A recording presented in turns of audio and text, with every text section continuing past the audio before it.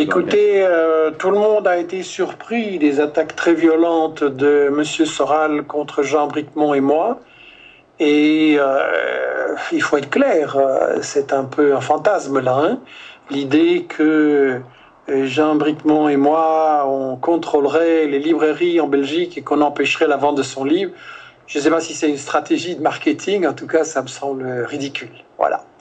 Par ailleurs, je pense que les explications de M. Soral sur son analyse de l'Empire ne sont pas sérieuses et sont même dangereuses dans la mesure où, au lieu d'analyser les raisons économiques et sociales qui font que les États-Unis ou la France ont des politiques comme ça aussi agressives envers les peuples, et Israël qui est leur instrument, ben lui il dit que c'est un problème de religion.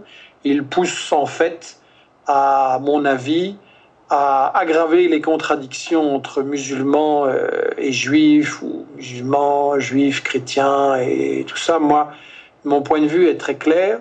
Il ne s'agit pas d'une guerre de religion. La guerre de religion est une affaire privée et je respecte les convictions de chacun. Et pour ma part, le grand problème de notre époque n'est pas un conflit entre religions ou entre religion et pas de religion. Le grand conflit de notre époque, c'est ce que je disais. L'Empire s'est donné pour objectif de recoloniser le monde entier. Ça veut dire condamner les peuples à la misère, à des dictateurs et à des guerres sans fin.